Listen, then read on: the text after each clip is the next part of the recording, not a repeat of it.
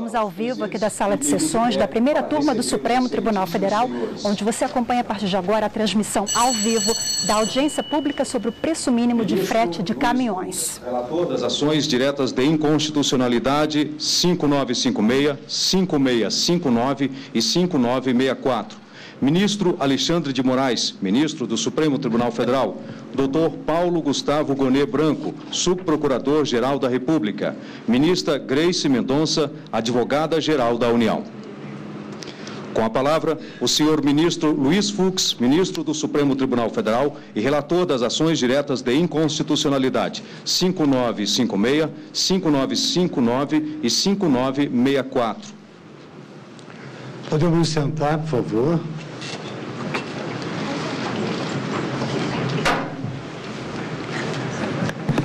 Senhores presentes, autoridades, especialistas do tema, o Supremo Tribunal Federal ele é encarregado de julgar uma série de matérias.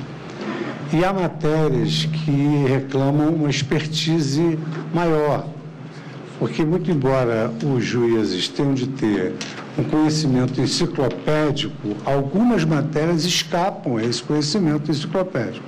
Então, várias vezes já julgamos causas ligadas ao ensino, vimos pessoas que são do setor do ensino, causas médicas, temos que ouvir os médicos, porque o conhecimento do magistrado já é um conhecimento bastante denso, na medida em que nós, por dever de ofício, temos de conhecer o direito.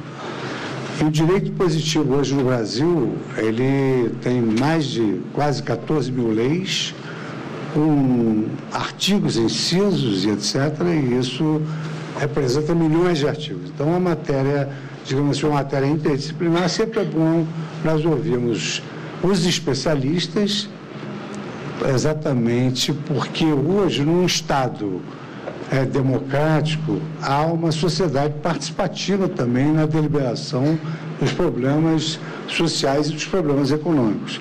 Então, matérias como essa, que esse processo, que essas ações de inconstitucionalidade gravitam sobre essas ações, elas reclamam que nós ouçamos os especialistas no tema. E nós procuramos, dentro de uma ponderação de equilíbrio, trazer aqui as partes interessadas para nós entendermos aquele movimento que houve no Brasil, talvez conhecermos alguma explicação racional de que num país tão miserável como o nosso assistimos perplexos o derrame de mercadorias e de alimentos, quando tanta gente passa fome, pararam o Brasil. Tudo isso incomoda muitíssimo, porque o tribunal tem como missão suprema garantir a governabilidade do país. O país entrou em verdadeiro estado de caos, num momento que já não era mais, digamos assim, indicado esse tipo de estratégia. Então, nós marcamos essa audiência pública, até ouvimos algumas críticas porque marcamos a audiência pública, mas a verdade é que marcamos a audiência pública porque o juiz tem de ter, acima de tudo, humildade judicial e saber que algumas matérias podem escapar ao seu conhecimento. E a nossa decisão tem que ser a mais aproximada possível da realidade social e da realidade econômica. Não nos incomoda porque a crítica faz parte da nossa atividade. O ministro Alexandre de Moraes, certa feita, já num debate, um homem público não quer ouvir críticas, fica em casa. Então, evidentemente que esse foi o objetivo da audiência. Então, eu queria saudar, primeiramente, o ministro Alexandre de Moraes, que nos dá aqui a honra da presença, porque tem com ele também uma demanda conexa que vai ser resolvida de maneira uniforme entre nós. A ministra Grace Mendonça, advogada-geral da União, doutor Paulo Gustavo Gonet Branco, o nosso subprocurador-geral da República, sempre presente, o senhor ministro Walter Casimiro, ministro de Transportes, está presente? O ministro de Transportes vai fazer uso da palavra, ministro. Os expositores aqui presentes, alguns eu já conheço, de outros debates de economia, os advogados aqui presentes e todos os demais senhoras e senhores. Então, eu declaro aberta a audiência com esse escopo de nós nos esclarecermos e gostaria de, na ordem aqui estabelecida pelo cerimonial do tribunal, ouvir, no primeiro momento, a ministra Grace Mendonça.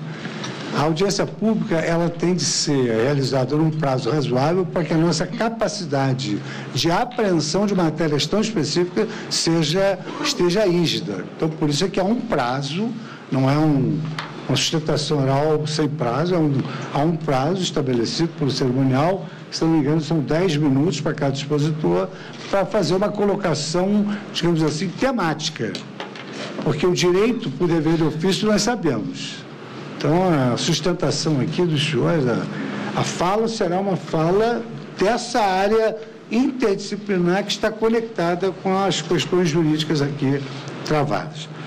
Então, eu concederia a palavra à ministra, advogada-geral da União, doutora Grace Mendonça, que pode usar a palavra aqui ou na tribuna, como quiser. Perfeito. Bom, uma boa tarde a todos.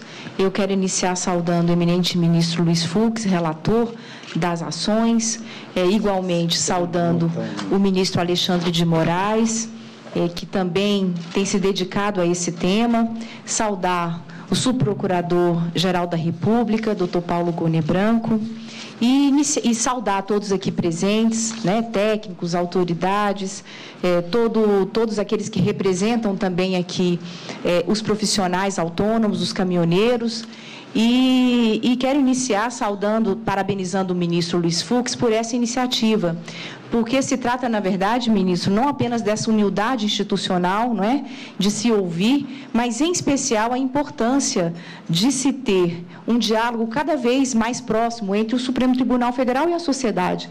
Então, nós todos, de fato, devemos enaltecer a iniciativa do ministro relator Luiz Fux por essa possibilidade de, aqui, a Suprema Corte poder ouvir as pessoas que diretamente estão envolvidas com a temática. Eu inicio apenas lembrando que a paralisação dos caminhoneiros, que foi deflagrada no mês de maio, mais precisamente no dia 21 de maio de 2018, ela acabou trazendo para o Brasil uma verdadeira crise de abastecimento.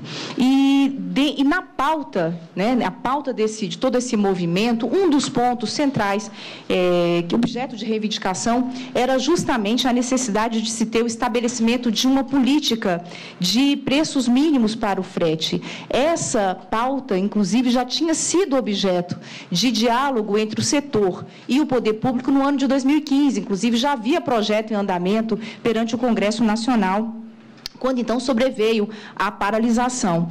Bom, não somente tinha sido objeto de pauta e de reivindicação no passado, como também já tinha uma resolução da ANTT que não tinha um caráter vinculante, mas era uma resolução que já estabelecia ali algum parâmetro, alguma referência no que se referia, de fato, a essa política de preço mínimo. Bom, o fato certo é que o setor de cargas, e em especial, no âmbito das rodovias no país, enfrentava um claro descompasso entre a oferta de serviços e a demanda.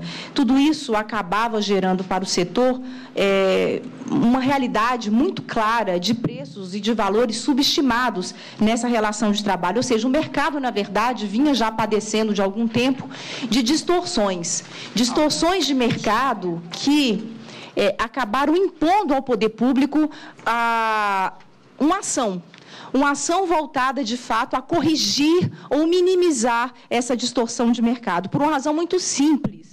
O valor do transporte, quer dizer, o frete em si, aquilo que era objeto do dia a dia da luta do caminhoneiro, esse valor que vinha sendo recebido, ele sequer fazia frente ao custo dessa prestação de serviço. Então, com toda essa distorção de mercado, porque o caminhoneiro, muitas vezes se critica a intervenção do Estado através do estabelecimento de uma política de preço mínimo, mas o fato certo, ministro Fux, é que não se tem, nessa relação estabelecida entre o setor produtivo e o caminhoneiro, uma liberdade de negociação, porque a Constituição, de fato, prevê a livre iniciativa, a livre concorrência. E tudo funciona muito bem quando o mercado está equilibrado, mas a partir do momento em que um dos agentes, um dos atores dessa cadeia não faz parte, não tem oportunidade de negociar, portanto, ele, nessa perspectiva de concorrência, ele não faz parte de qualquer negociação, aí sim há a presença muito clara de uma distorção de mercado que enseja uma intervenção do Estado nessa relação, que foi exatamente o que aconteceu através da edição dessa lei, primeira medida provisória, agora já convertida em lei, não é? Que é objeto de impugnação nas ações diretas de inconstitucionalidade que estão sob relatoria do eminente ministro Luiz Fux. Essa legislação, ela vem, portanto, trazer um preço mínimo, que é o preço do custo. É um custo mesmo pelaquela operação. E é um custo que ele é estabelecido de forma, ou ao menos num contexto totalmente compatível com a Constituição da República, em especial considerando que a Constituição estabelece 3 princípios fundamentais nessa relação. Primeiro, é justamente a valorização social do trabalho. Segundo princípio importantíssimo, a dignidade humana. E o terceiro é a redução das desigualdades sociais. O que fez, portanto, o Estado, ao diretamente agir nessa relação, foi justamente estabelecer como obrigação a ser seguida por todos um valor mínimo de custo do frete, que deve ser observado, que nada mais é do que o preço da dignidade do trabalho que é desenvolvido pelo caminhoneiro. Então, é nesse contexto, ministro, em que a União ela comparece aos autos dessa ação direta de inconstitucionalidade, defendendo que o artigo 174 da Constituição da República, de fato, assegura a intervenção do Estado no domínio econômico, que, de fato, assegura uma atuação regulatória do Estado e que é justamente essa atuação regulatória do Estado que justifica essa intervenção e, em especial, a atuação tanto do Ministério dos Transportes como também da ANTT. O que se tem aqui, mais uma vez, destaco, é o respeito ao princípio da dignidade da pessoa humana, que precisamente da dignidade do caminhoneiro, que é o autônomo. É com essas considerações que, mais uma vez, eu parabenizo Vossa Excelência por essa oportunidade ímpar de ouvir a todos aqui, desejando que todas as informações colhidas possam, de fato, servir para que essa Suprema Corte adote o melhor encaminhamento nessa ação direta de inconstitucionalidade e que consiga trazer para a sociedade brasileira a tranquilidade que esse tema, de fato, exige. Muito obrigada pela atenção e pela gentileza da palavra. Eu que agradeço a sua intervenção e passaria agora à intervenção do ministro Walter Casimiro, ministro de Estado dos Transportes, Postos e da Aviação Civil.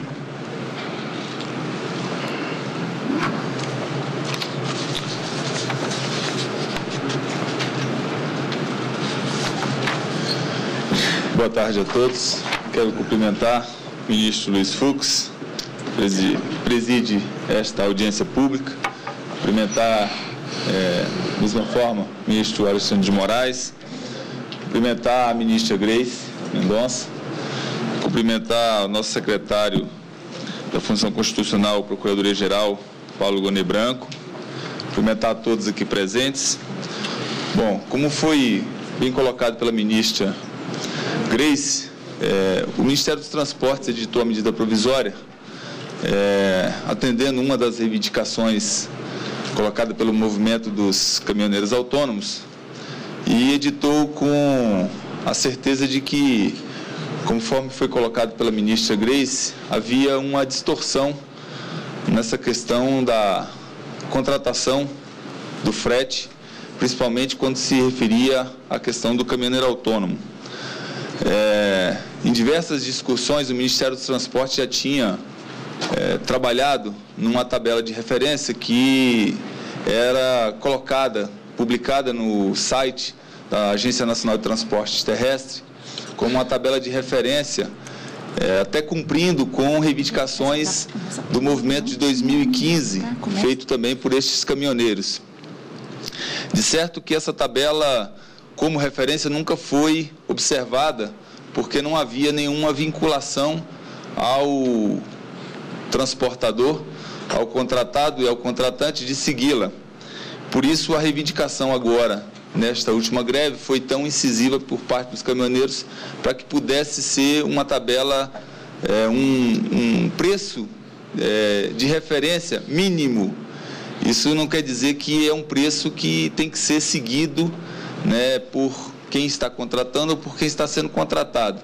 Isso quer dizer que é um balizador mínimo que tem que ser seguido pelas partes, para que não haja essa distorção colocada pela ministra Grace na questão da contratação com preço inferior, que seja o preço de custo da contratação do trabalho de frete. Então, a ANTT republicou a resolução 5820, que basicamente reflete a resolução que estava antes, publicada já no site da NTT, e seguindo os preceitos que a própria medida provisória e agora a lei estabelece, entrou num processo de audiência pública para poder, com a participação dos diversos setores, construir, né, uma tabela de custo mínimo de frete para que seja respeitado, né, pelas transportadoras e sim na contratação dos serviços, tanto dos fretes com os autônomos como com a parte empresarial. Então, o governo acredita que essa medida faz com que não haja uma exploração do trabalho do transportador autônomo e isso equilibra o processo de contratação do frete. Ainda há um certo tempo ainda para poder a gente concluir o processo de audiência da NTT, porque a resolução prevê alguns passos legais que têm que ser cumpridos. O primeiro passo foi a coleta de informações, durou 45 dias, foram mais de 1.000 contribuições de todos os setores, e agora entra o processo de audiência pública propriamente dito, onde serão feitas reuniões com todos os participantes para poder ter a uniformização dos procedimentos e das técnicas utilizadas na metodologia de levantamento de custo mínimo do frete, e aí sim a construção de uma tabela de referência para custos mínimos de frete. A NTT vai discorrer sobre essa metodologia adiante, mas só queria deixar claro aqui que o governo entende que essa medida, ela, na verdade, veio para poder resolver um problema que estava tendo na questão da contratação de forma abaixo do preço de custo no transporte, principalmente do caminhoneiro autônomo. Obrigado, ministro. Eu convido agora a subir à tribuna o doutor Marcelo Vinô.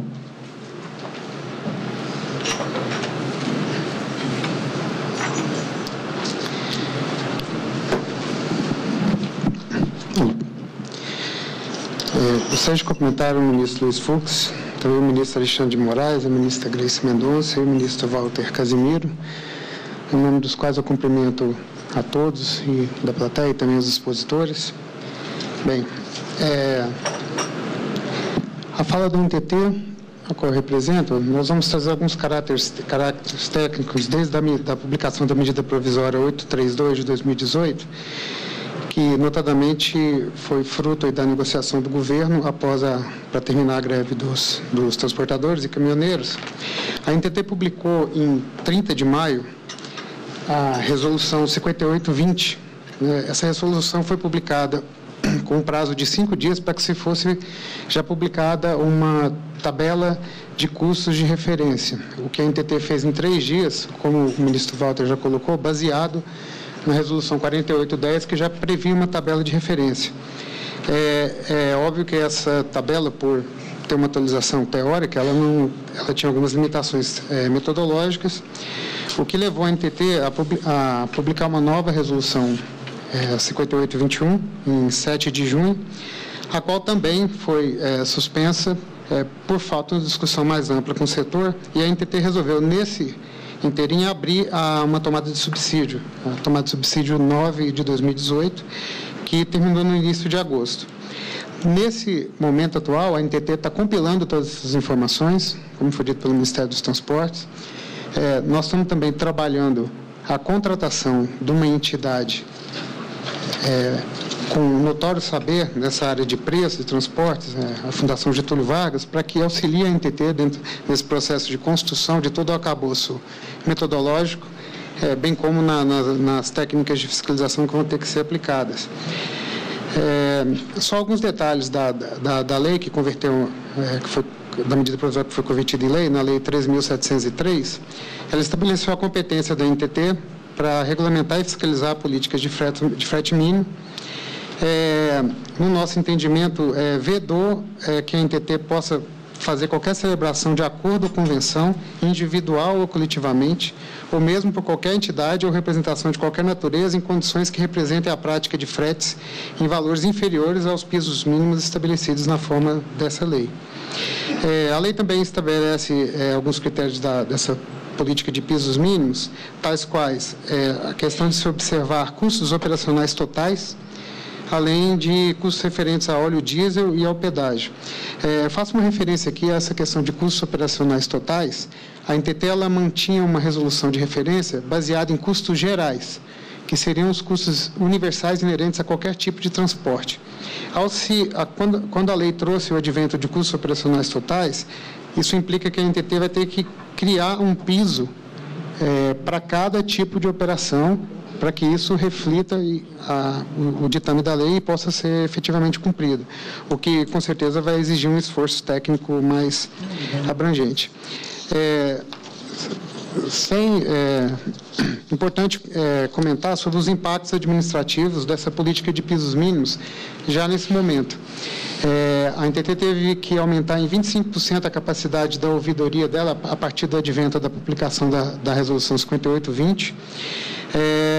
Estamos contratando essa entidade com notório saber, porque a lei também pegou a NTT de surpresa, nós não temos o corpo técnico devidamente treinado, necessário, e também estamos prevendo um aumento aí em torno de 220% de investimento em fiscalização, na medida que o texto da lei traz alguns detalhes, como a criação de um documento único na emissão do transporte rodoviário de carga, bem quanto como a necessidade de fazer uma fiscalização prévia, porque ainda vão ser definidas questões de infrações e penalidades, e entre elas está sendo discutido se anunciar um frete que não cumpre o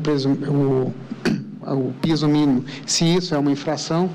Então, nós estamos observando todas essas questões e vai ser necessário esse investimento público para que a gente possa efetivamente cumprir a norma. Como o ministro colocou, nós temos aí um horizonte de ter audiências públicas já com uma minuta de resolução em outubro, para efetivamente terminar o nosso trabalho e publicar uma resolução em meados de janeiro, para também cumprir um prazo previsto na lei, que é dia 10 de janeiro, e efetivamente ter toda a modelagem de fiscalização implantada, consequentemente as penalidades e as infrações e penalidades definidas.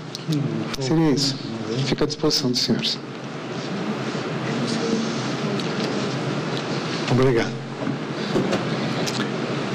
Eu gostaria agora que assumisse a tribuna Dr. Bruno Barcelos Luque, da Confederação de Agricultura e Pecuária do Brasil, CNA.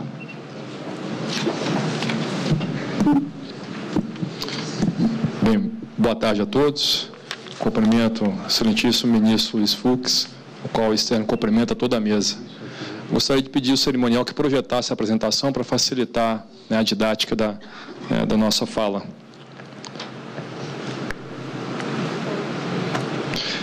Bem, enquanto isso...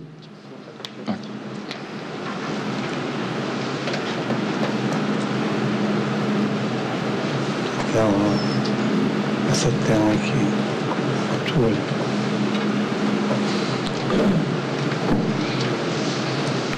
Obrigado. Bem, para a gente apresentar de uma forma bem didática qual a influência do frete hoje na propriedade rural, nós temos um esquema que mostra claramente como funciona hoje uma propriedade que depende exclusivamente do frete, em todas as modalidades, seja um produtor pequeno, médio ou grande. Nós temos antes da porteira o setor de insumos, onde esse produtor vai comprar em grande parte a maioria de produtos que são importados. São eles fertilizantes, que praticamente 70% a 80% é importado, são sementes, defensivos, medicamentos veterinários, grande parte dos insumos agropecuários, eles são importados. Então, o frete ele depende tanto da compra da casa agropecuária, desse pequeno produtor que vai estar rotineiramente comprando sua pequena quantidade, ao grande produtor que vai comprar diretamente dos grandes fornecedores, via o frete marítimo, que depois vai ser o frete rodoviário. Esse produtor, para comercializar esse produto, também independente do seu perfil, ele vai fazer uso do frete.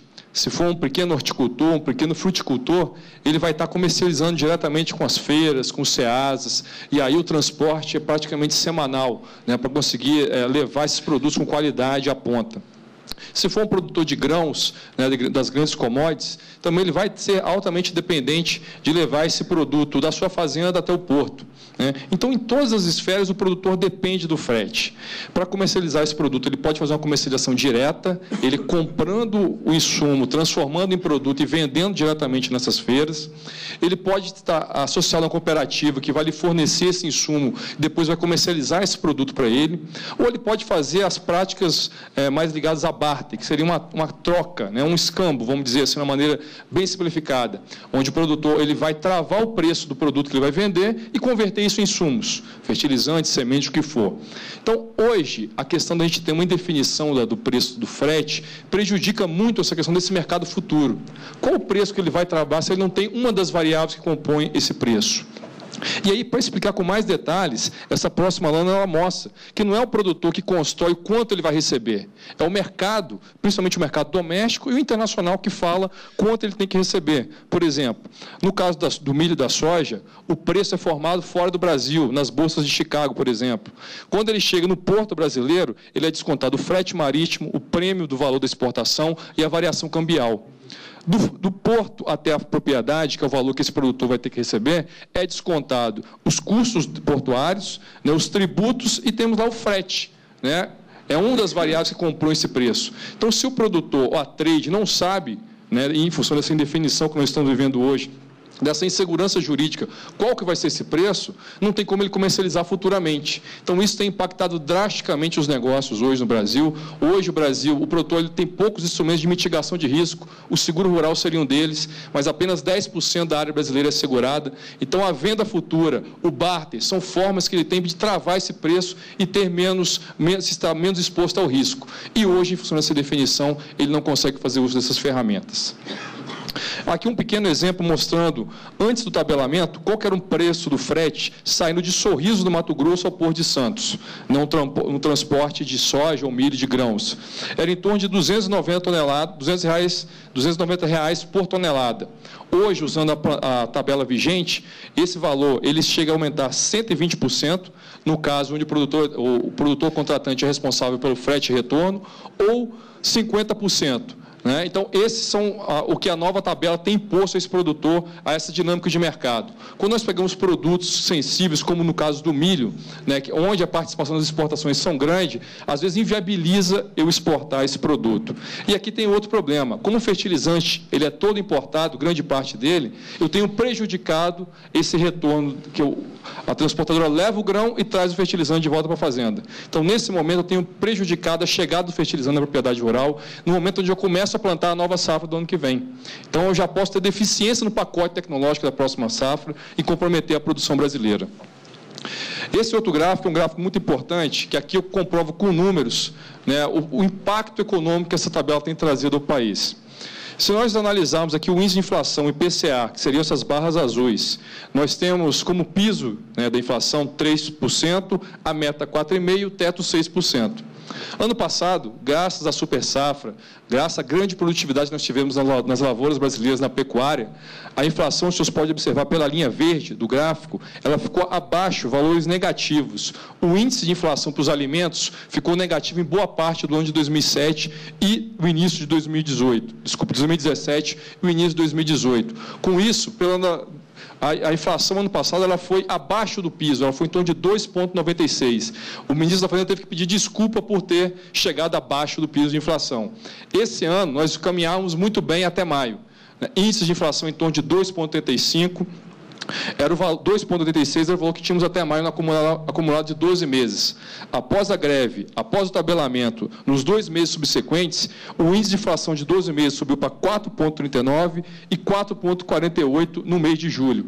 Então, isso mostra um impacto muito grande na economia brasileira, que vem se recuperando. No momento de instabilidade política em função de eleições, né, nós temos mais um fator que gera risco aí para a nossa economia e para a recuperação do setor como um todo. E aí, falando como sociedade como um todo, nós temos uma estimativa da consultoria LCA Consultores, se não houver tabela, para fevereiro de 2019, a inflação pode estar em torno de 4,44%. Se continuarmos com essa tabela, né, colocando o cenário aí onde não teria o frete retorno, nós teríamos 6,5% de inflação para fevereiro do próximo ano, ou seja, acima da meta, acima do teto estabelecido. Então, esse é o risco que nós corremos em manter essa tabela. Se pegarmos alguns produtos da cesta básica, no caso do leite, de janeiro a julho desse ano, o leite aumentou 43%, ministro. E se mantivermos essa tabela para o próximo ano, em fevereiro, elevaremos de 3% a 8%. Ou seja, teremos mais de 50% de aumento num produto importantíssimo na cesta básica dos consumidores brasileiros. Então, aí, cabe a nós, sabemos se para o ano que vem, nós esperamos que a população brasileira esteja se alimentando pior, né, comendo menos do que ela mereceria num país que é um grande produtor de alimentos. E aí, para finalizar, né, aqui eu trago alguns números da pesquisadora Cíntia Costa da Embrapa, onde ela faz uma estimativa dos impactos nessa tabela nos empregos como um todo. Ela fez uma simulação usando aí todo o aporte dos 67 setores da economia, e a redução no desempregos seria em torno de 10 a 52 mil empregos que nós perderíamos em função do tabelamento. Das exportações, nós poderíamos perder 10% das exportações de 4 dos principais produtos: milho, soja, açúcar e carne bovina. Isso só de exportação seria uma redução de 3 bilhões, né, de reais. Então, esse é o impacto que a tabela causa, analisando ainda que ela se retroalimenta. A metodologia que existe hoje, ela é baseada na inflação, então ela gera inflação e é alimentada com a inflação. Então, ela distorce cada vez mais o mercado. E qual que é a urgência, então, que nós temos nessa decisão? Primeiro, é reduzir essa insegurança jurídica que existe no campo hoje. Muitos negócios estão deixando de ser feitos, muitos produtores, independente do tamanho, estão sendo prejudicados em função da compra do produto e da comercialização.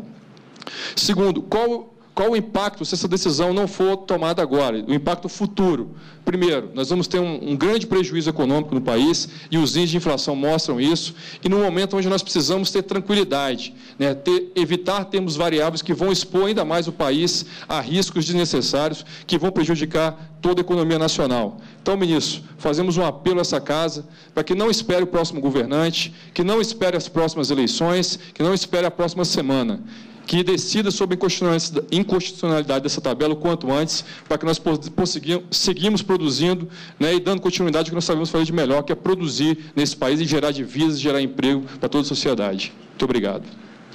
Chamo agora para a sua exposição, só comunicando ao auditório que deve apenas se limitar a ouvir, o doutor Luiz Antônio de Camargo Faye.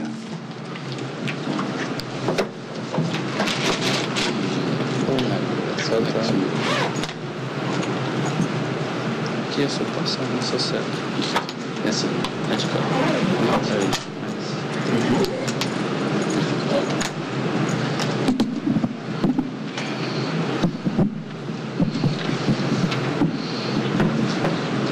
Excelentíssimos ministros, digníssimas autoridades aqui presentes, senhoras e senhores, eu agradeço a oportunidade de vir aqui trazer uma informação extremamente importante. O agronegócio brasileiro é o Brasil que deu certo. Nós, há 50 anos atrás, éramos compradores de alimentos e hoje nós somos o segundo maior exportador. E, por esta tabela, nós podemos visualizar que é espetacular esse desenvolvimento com a nossa posição na produção, nas exportações e a concentração do nosso poder de exportações. Isto significa que nós conseguimos abastecer o mercado interno e lá fora buscar riquezas e trazer para alimentar a economia nacional. E este gráfico, nas barras esverdeadas, representa o saldo líquido das exportações do agronegócio. As vermelhas, o restante da economia. Fica muito claro que sem o agronegócio a nossa situação é crítica. Mas aí está a demonstração clara da importância do agronegócio para captar riquezas no mercado internacional e trazer aqui para dentro. Entretanto, quem faz os preços no mercado internacional, bem explicado pelo meu colega Bruno, o mercado internacional é feito na oferta e na procura de todos os bens. Nós não temos comando nisso. E no mercado interno, quem manda é a feira. Então, nós não comandamos isso. E, muitas vezes, nossos produtores são obrigados a vender com prejuízos. Isto faz parte da vida. A oferta e da procura é uma lei natural, como é a lei da gravidade. O que nós temos é que ter condições de tentar minimizar isso, indo às causas, não aos seus efeitos. Nós gostaríamos de observar que este sucesso que nós tivemos durante esse período, ele se deveu à família que está no setor rural e nas cadeias produtivas, porque 92% das propriedades rurais, elas têm menos de 200 hectares. Isso significa que nós temos uma infinidade, milhões e milhões de pessoas envolvidas nesse processo de produção. Não são, como muitos querem vender a ideia, grandes produtores, magnatas, não. É a família brasileira que está ali diuturnamente, que algumas atividades nós temos que varar a madrugada. Este exemplo que eu trago, a produção de frango, é um exemplo talvez clássico. Hoje, 1/3 do mercado internacional de exportações foi conquistado pelas famílias brasileiras. E essas famílias, hoje, abatem por dia, evidentemente no seu processo produtivo, mais de 16 milhões de aves. Isso significa que em menos de 15 dias nós temos um número equivalente ao número da população do Brasil. O total da nossa oferta mundial está na escala de 5 bilhões e 800 milhões de aves. Isto determina um processo de trabalho que eu acho que fica claro quando nós olhamos este exemplo esquemático, que o setor vem desde a pesquisa até a movimentação que leva às mãos do consumidor, aqui dentro ou consumidor lá fora. Parece pouco, mas se nós olharmos na bandejinha do supermercado uma embalagem de frango, nós não nos damos conta que aquela bandejinha começou 2 anos antes. 2 anos antes. Ela começou lá na pesquisa. Quem faz pesquisa são pessoas. Começou na base genética, no desenvolvimento, nos criatórios, onde está fundamentalmente o setor rural, na indústria que faz o processamento, evidentemente em escalas maiores, e todos os que estão envolvidos num processo de exportação, seja em pequena ou grande escala, e cuidamos da alimentação interna como da alimentação internacional. E, por vezes, nós estamos, em alguns momentos, com preços inferiores aos preços que representam os nossos custos. E nós somos obrigados a um processo de adaptação. De adaptação porque essa lei da oferta e da procura, ela é imutável. E se nós não quisermos diminuir as nossas exportações conjunturalmente, para garantir que nós vamos continuar nesse processo de crescente incorporação de riqueza para o nosso país, nós temos que nos adaptar a este processo. Mostro aqui um fato extremamente relevante. São cerca de 30 milhões de pessoas, mais de 30 milhões de pessoas, no emprego total no Brasil, que estão envolvidos no agronegócio. E nesse gráfico ao lado, nessa ilustração ao lado, nós observamos a parte em azul, é o que se refere ao produtor rural. Mas as cadeias produtivas, elas são feitas de outros elementos. O mecânico que faz reparos, a energia elétrica que alimenta isso, a informática hoje em dia, porque nós estamos universalizados, não é mais o Jeca Tatu, nós estamos no mundo, numa disputa sórdida, por vezes, todo o sistema básico industrial, toda essa cadeia indissolúvel não pode romper um elo. Se romper um elo, nós estamos comprometendo prazos futuros muito longos. Eu mencionei o exemplo da bandejinha de frango, que é uma cadeia de 2 anos. E isto não pode ser tratado conjunturalmente. Isso tem que ser visto como uma estrutura. E nós estamos observando que o fenômeno que aconteceu com o transporte foi um excesso de oferta. com excesso de oferta, segundo a NTC, que é uma entidade dos transportadores. Nós temos hoje, em 1.800.000 a 1.900.000 de veículos, um excedente de 300 mil veículos. Um excedente. E esse excedente, quando nós qualificamos, o que é isto?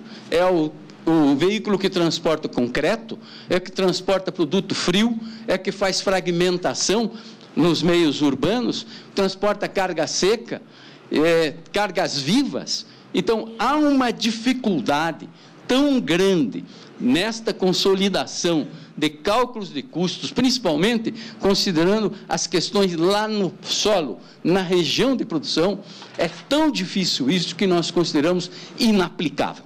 Essa tabela é inaplicável e, por vezes, pode determinar distorções inaceitáveis.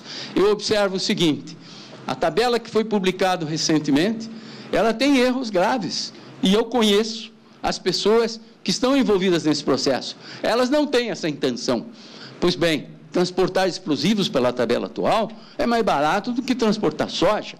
Então, este é um risco de querer afrontar a lei da oferta e da procura, porque nós, na elaboração de tabelas, tomando um elemento básico da equação, podemos distorcer fatalmente todo o processo. Dentro dessas colocações, a grande preocupação que nós temos é que o Brasil hoje ainda precisa e pode produzir muito mais. Nós temos condições de buscar no mercado internacional muito além do que ofertamos aqui. E isto é vida ou morte para um país que tem 13 milhões de desempregados. Então, nós temos convivido com os transportadores. Há um fórum onde nós temos dialogado com eles e apontado causas externas. Por exemplo, a tributação. A tributação do diesel hoje está entre 20% e 30%. Isso é escorchante, esse índice em que se aplica como tributação. Então, nós temos procurado causas externas para melhorar exatamente esse convívio da cadeia produtiva, porque ou a cadeia produtiva vence, ou ela será resultada na integridade. Nós vemos agora, com esse movimento, um risco muito grande.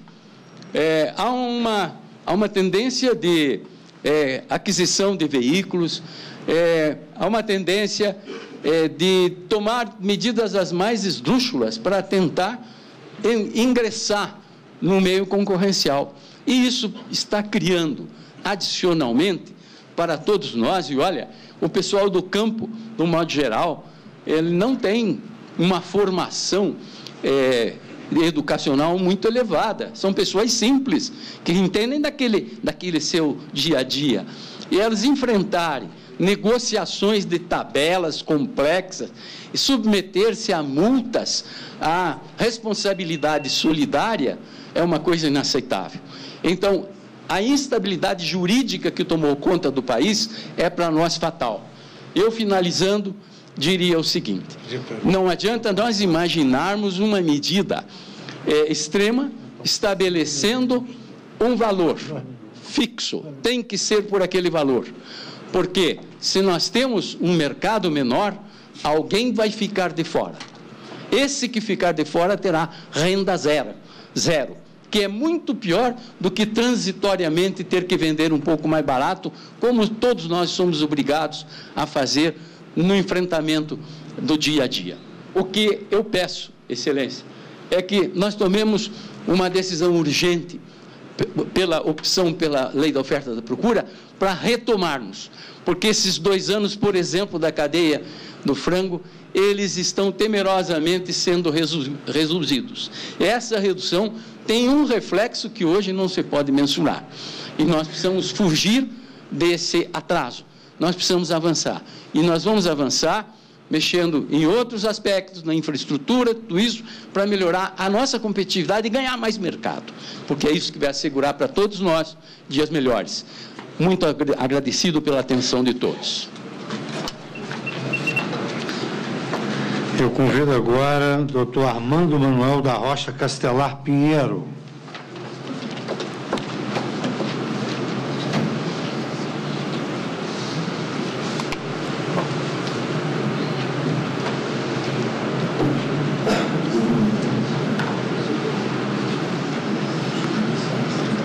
Eu gostaria de começar saudando o ministro Luiz Fux, prazer revê-lo. Em seu nome, saudar todas as autoridades da mesa, meus colegas expositores, a todos aqui presentes. Eu queria dizer que é uma grande satisfação estar hoje aqui falando desse tema, porque eu, por um lado, considero extremamente meritório o tema e os argumentos que eu trago aqui, e segundo, eu acho que já ficou demonstrado, eu acho que eu vou tentar realçar esse ponto, é algo de fundamental importância para o país. O transporte rodoviário de carga são 3/4 de toda a carga transportada no país, quando se exclui o minério de ferro. Então, portanto, estamos falando de alguma coisa que é muito básico para a sociedade brasileira. A minha mensagem principal está no título. Eu acho que a política do governo parte de um diagnóstico errado, propõe um remédio pior ainda e traz uma política que contraria diretamente o interesse público. E é isso que eu gostaria, desses 10 minutos, de desenvolver um pouco mais demoradamente. Primeiro, como eu acho que colocou o Ministério da Fazenda muito bem, o que essa política faz é criar um cartel de produtores. Um mercado que é inteiramente competitivo. Eu acho que outros colegas meus vão ter oportunidade de trazer números do setor. São centenas de milhares de fornecedores, são milhões de clientes. Entender que este mercado é qualquer coisa que não é um mercado competitivo é dizer que não existe mercado competitivo no mundo. Diga-se de passagem, esse é um setor que foi objeto exatamente de uma desregulamentação no sentido de tirar tarifas quase 40 anos atrás nos Estados Unidos, com a Motorway Act de 1979, 1980. Então, é um setor muito competitivo, não há falhas de mercado que justifiquem a intervenção do Estado, ninguém consegue aparecer com nenhuma falha que justifique, nem aqui foi apontado, e nessa discussão inteira foi apontado qualquer falha de mercado. O Ministério da Fazenda, eu acho que coloca muito bem quando ele diz que é um acordo privado de fixação de preços fomentado pelo Estado, que é exatamente contra tudo que o CAD vem fazendo, combatendo e estimulando o tabelamento de preços na saúde e tantos outros setores para promover a concorrência no país. Então, é uma política na contramão que vai afetar a política de concorrência do país, vai afetar tudo que a gente vem fazendo ao longo desses 25 anos de lei da concorrência, da formação do novo CAD. Eu acho que é tudo, como eu disse, na contramão e contra o consumidor. A consequência disso vai ser que a economia vai sofrer enormemente, reduzir a eficiência e interferir no mercado desse, fazer com que a economia funcione pior e reduzir o potencial de crescimento da economia. Ele quer aqui 4 formas, como eu acho que são importantes. Essa medida inviabiliza uma série de transações que fazem sentido econômico. Eu acho que comparar a contratação do transporte rodoviário de carga à compra de um picolé numa barraquinha de sorvete na praia, como se fosse uma operação simples, é um erro. Uma operação de transporte de carga é uma operação que tem custos comuns, que tem sazonalidade, em que a remuneração do custo total não se dá operação a operação, mas se dá no conjunto das operações. O transportador remunera com preços mais altos no período da safra, no período que sazonalmente a demanda é forte. Ele paga a ida já pegando parte da receita da volta. Faz sentido para ele receber um preço que é inferior ao custo total, desde que superior ao custo variável que ele vai incorrer na viagem de retorno, por exemplo. Então, ignorar essas complexidades de custos comuns que existem no transporte rodoviário, como existe no transporte ferroviário, no transporte aeroviário, etc., é incorrer em um equívoco, no meu entender, é não entender a natureza econômica e tecnológica do transporte de carga. O que vai levar a essa interferência indevida é que a gente vai fazer com que a eficiência da economia diminua. O transportador vai buscar outros modais, o usuário, o embarcador, outros modais que são menos eficientes economicamente, mas no qual essa interferência não está ocorrendo, ou, que é muito provável para muita gente, vai fazer frotas próprias.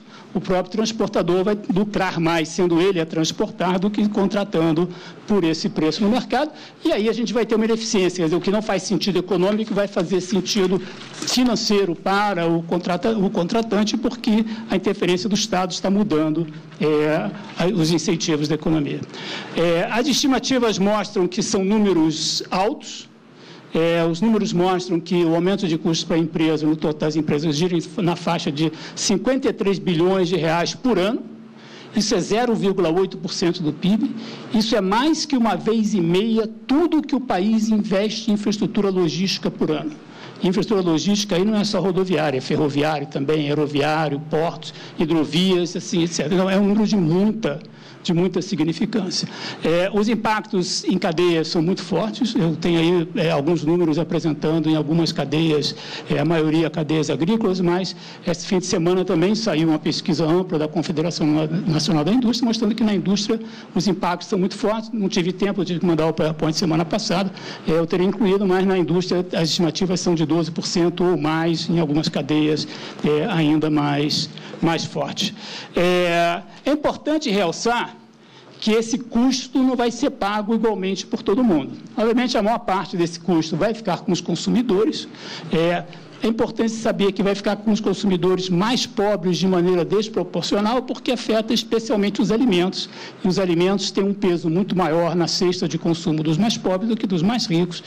Isso não é novidade. Aquela inflação que foi reportada aqui, se a gente fosse olhar os índices que captam a inflação dos mais pobres, a gente veria que o impacto inflacionário seria mais forte. Portanto, estamos dando para o elo mais fraco da sociedade a responsabilidade de pagar esse imenso custo do que eu considero, como eu disse no início, uma política equivocada de solução do problema. Eu poderia citar também os pequenos produtores, que têm mais dificuldade de criar frotas próprias ou de lidar com esse tipo de situação.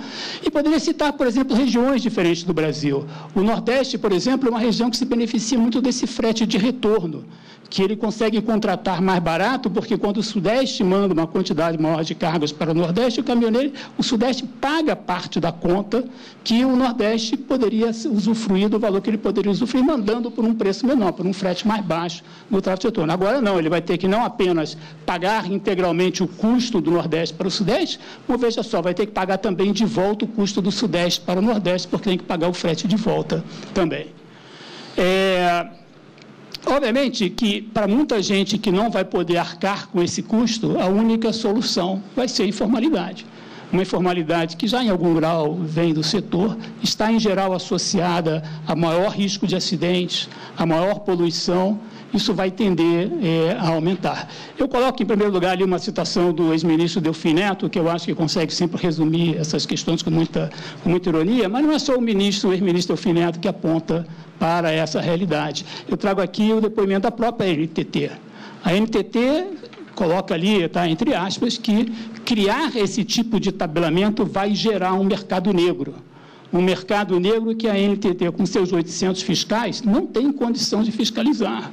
É isso que a gente quer. Eu acho que a gente devia estar combatendo a informalidade, combatendo mercados negros e não estimulando a informalidade, que, como eu disse, não é apenas uma informalidade no preço, ela acaba vindo associada a veículos que têm piores condições de manutenção, que poluem mais e, portanto, trazem outros danos à sociedade que não apenas esse envolvido na questão do transporte. Tentando correr aqui com os meus minutos, em grande medida, eu acredito que esses problemas no erro de política vêm do fato de que foi uma política feita sem atender aos quesitos básicos que uma boa política pública deve ter. Uma política pública deve ser pensada, ela deve ter uma pré-avaliação, ela deve ter metas, ela deve ter indicador de desempenho, ela deve ter acompanhamento, ela deve ter avaliação. Nada disso foi pensado. Cito aqui, para ficar com as próprias autoridades, o Ministério da Fazenda. O Ministério da Fazenda foi bastante enfático em mencionar que faltou completamente qualquer avaliação prévia dessa política, e que, como colocava, essa política não vai garantir aquilo que ela se propõe, abre aspas, a existência digna conforme o ditame da Justiça Social. Ou seja, independentemente dos objetivos serem nobres ou não, não é isso que vai ser conseguido com essa política. Eu acho que já foi realçado aqui, mas eu gostaria de também enfatizar que é impossível fazer um tabelamento de preços. O Brasil é um país grande demais, com produtos variados demais, regiões variadas demais, estradas muito diferentes, distâncias muito diferentes, para a gente querer parametrizar uma formação de preços. De novo, não sou eu quem digo, quem diz aqui é a própria NTT. A própria NTT diz que é impossível fazer uma tabela. Ou seja, a NTT pode estar tentando fazer uma tabela que ela sabe que é impossível. Eu acho que, no certo sentido, o depoimento da NTT, ainda que não com as palavras que eu estou usando, foram nesse sentido. O próprio fato de ter feito a resolução 5820 com uma tabela, para depois, uma semana depois, fazer uma outra tabela completamente diferente, para depois voltar para a tabela antiga, para depois fazer uma tabela nova, e agora a gente saber que vai estar se fazendo uma outra tabela ainda, mostra que é a busca de um objetivo impossível. De novo, eu não estou aqui entrando no mérito dos objetivos, o que eu estou tentando apontar é que é uma política que é impossível de ser feita. Uma segunda razão por que eu acredito que essa política não atende aos quesitos básicos de uma boa política é que ela erra no diagnóstico.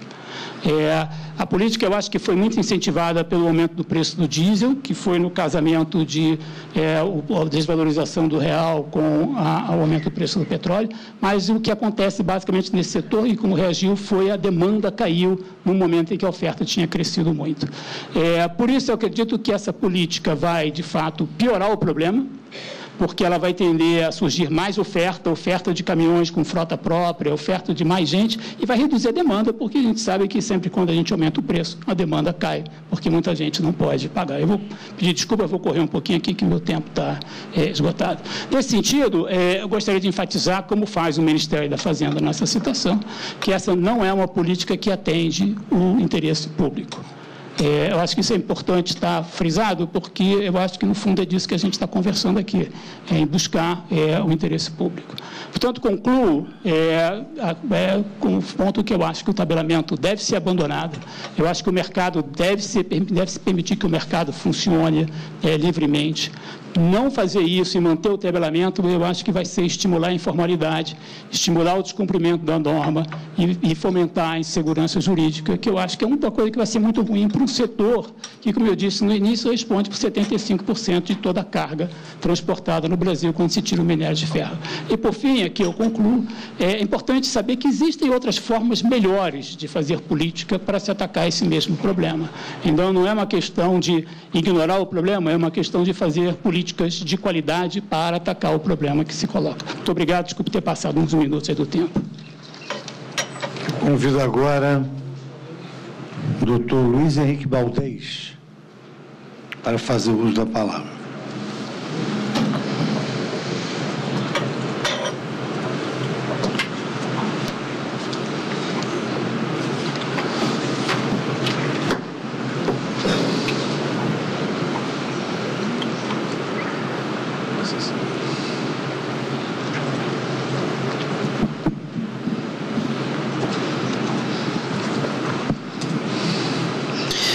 Boa tarde, ministro Luiz Fux, obrigado.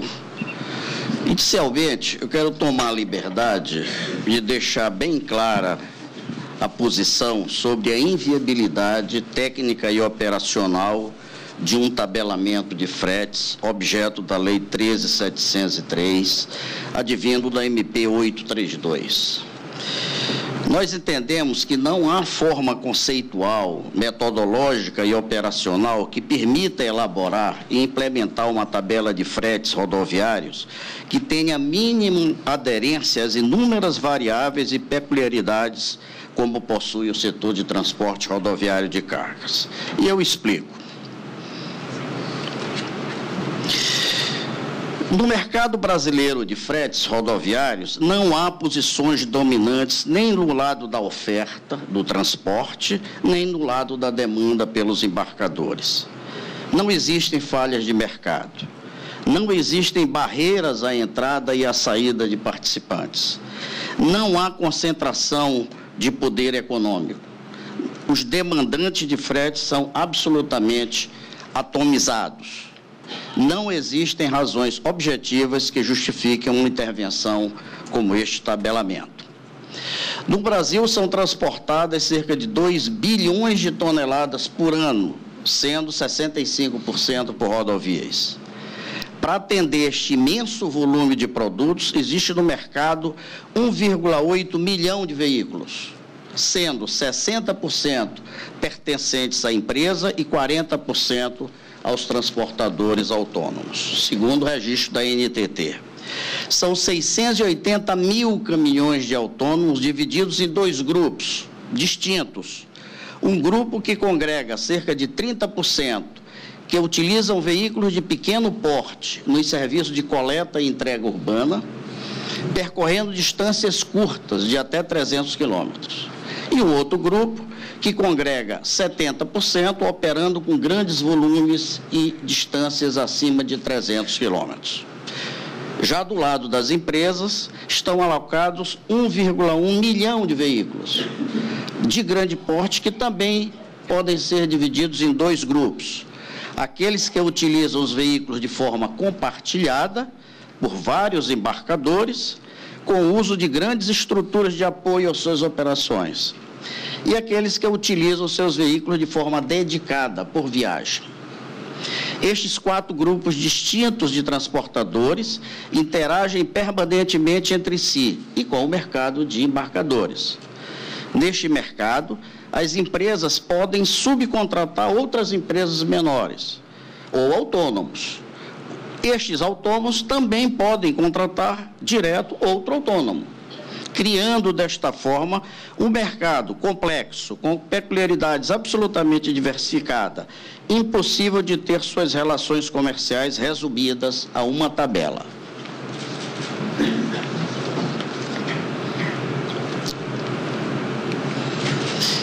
As políticas públicas, como já foi falado aqui pelo antecessor, devem buscar o aumento da competição de forma a aumentar o bem-estar da população.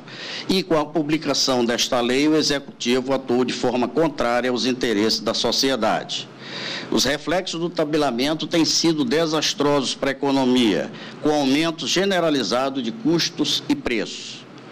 Porém, talvez, aquele mais perverso é o referente ao aprofundamento das desigualdades regionais, pois agrava um problema já grave e histórico do país. Segundo dados da EPL, Empresa Brasileira de Planejamento e Logística, em seu trabalho sobre o Plano Nacional de Logística, as relações comerciais entre as diversas regiões do país tiveram estes números que estão no slide. Como se observa, para cada 100 toneladas exportadas pelo Sudeste para as regiões Norte e Nordeste, o Sudeste recebe só 75, um volume 25% menor. Isto significa que as regiões menos desenvolvidas do país exportam um menor volume de produtos que importam para suas economias e exportam produtos com menor valor agregado. Ou seja, enquanto recebem produtos industrializados, o Norte e Nordeste exporta produtos primários e com menor industrialização, na média. Neste cenário, o Norte e Nordeste recebe mais caminhões do que necessita, gerando um desequilíbrio entre oferta e demanda por transporte, o que permite uma negociação de fretes mais baratos, o que, do ponto de vista econômico, é mais adequado a um volume menor e a um produto de menor valor agregado. São os chamados fretes de retorno, o neologismo que foi criado, que são sempre negociados e regidos pelo mercado.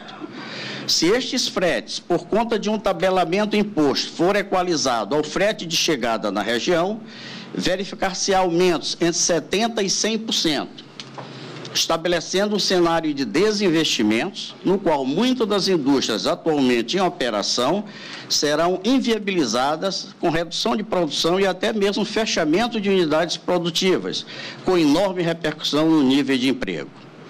Portanto, é uma política pública totalmente contrária ao que merece e precisa as regiões menos favorecidas do país.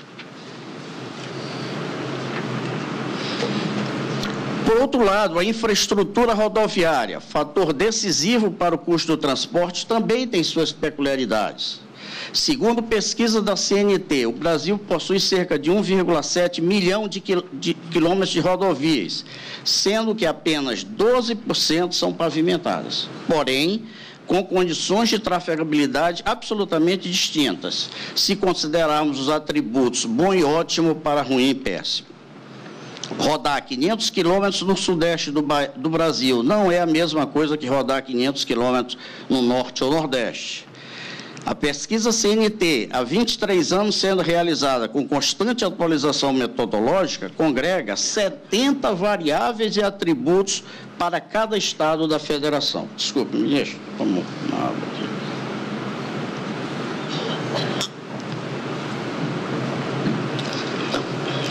Isto significa que são cerca de 1.900 indicadores que compõem os mais variados estados de trafegabilidade de nossa malha rodoviária, e todos com influência direta no custo operacional de um caminhão. São realidades tão diferentes que o custo do transporte experimenta valores também muito diferentes, claro, refletindo realidades diferentes. No Brasil, devido a essas diferenças de condição de rodovias, estima-se que o consumo de combustível aumenta em média 5%, equivalente a um consumo adicional de 830 milhões de litros por ano, o que corresponde a um desperdício da ordem de 2,5 bilhões de reais por ano. São recursos que, caso houvesse uma política de Estado estável e de longo prazo para a conservação e manutenção de nossas rodovias, não seriam desperdiçados como são, e passariam a ser apropriados pelos próprios caminhoneiros. Finalmente, senhor ministro, o número de variáveis que compõem o custo do transporte é elevado, podendo ser destacado. São mais de 10 mil tipos de produtos a serem transportados, consolidados em 99 grupos, segundo NCM, a nomenclatura comum do Mercosul, com características próprias de valor agregado, densidade, forma de transporte, forma de acondicionamento, tipo de manuseio, tempo de carga e descarga, tempo de entrega, nível de segurança, forma de cobrança e por aí vai os vários atributos por tipo de produto. São cerca de 1.900 indicadores de qualidade das rodovias. São diversos tipos de veículo, idade e capacidade. A diversidade da idade média dos caminhões é elevada. O custo do combustível, item de maior participação no custo total, tem diferentes valores em todos os estados. Em todos os estados da federação, os custos referentes à instalação de manuseio, carga e descarga são diferentes. Instalações modernas têm maior produtividade e eficiência. E os custos variáveis relativos às condições de sazonalidade dos produtos também são diferentes.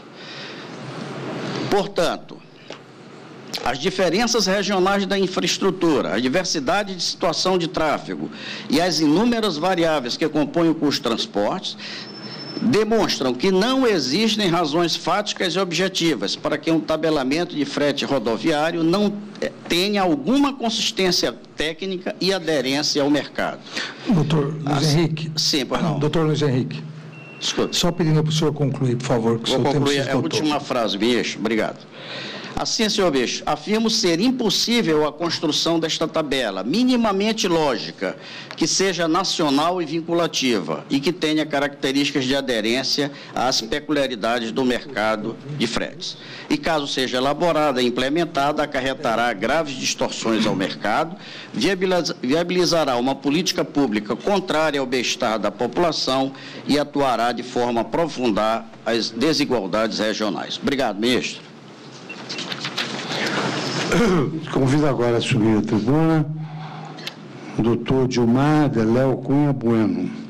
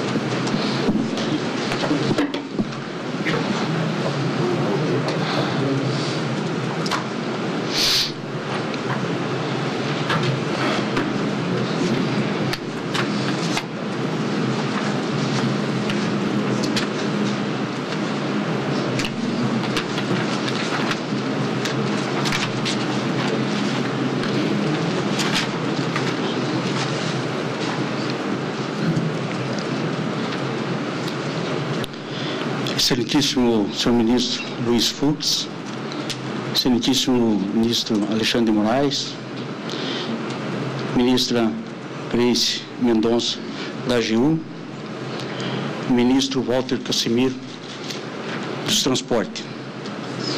Estendo meus cumprimentos a todas as demais autoridades presentes, senhoras e senhores.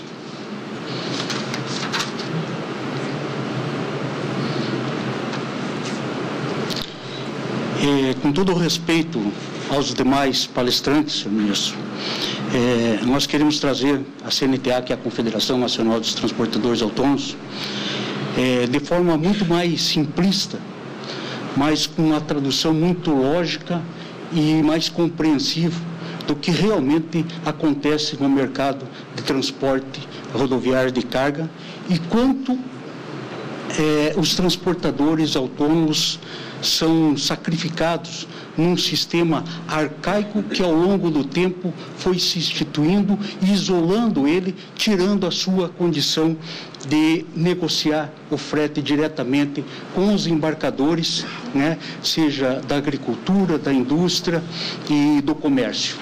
O caminhoneiro autônomo não negocia frete. Ele não tem essa condição, ele não pode exercer esse direito tão requisitado aqui pelos palestrantes de livre negócio, de livre mercado, de independência na discussão do preço da sua atividade profissional, que é o transporte. E nós, como eu disse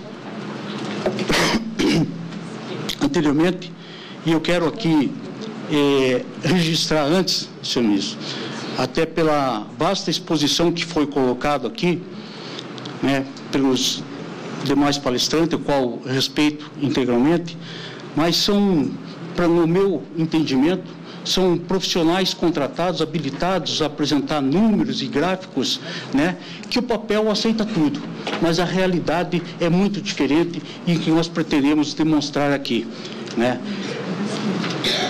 Vamos bem adiante, ministro. Vamos acabar com os autônomos. O que nós estamos falando? Nós estamos falando de um estabelecimento de preço mínimo de frete, de custo. Nós não estamos aqui reivindicando, fazendo pressão para obtermos lucro, né? Nós estamos falando de um estabelecimento, um regramento desse mercado que não existe hoje, que é planilha de preço mínimo de frete. Agora, há um registro aqui extremamente relevante, que eu quero colocar, inclusive na avaliação dos senhores que estão aí propondo, né, ou indicando que as empresas vão comprar caminhões. Ótimo. O que eles vão fazer? Eles vão trabalhar abaixo do custo mínimo do frete? Essas empresas vão trabalhar, vão comprar caminhões, vão trabalhar menos do que o valor do frete que está sendo pago e explorado dos caminhoneiros hoje, ministro?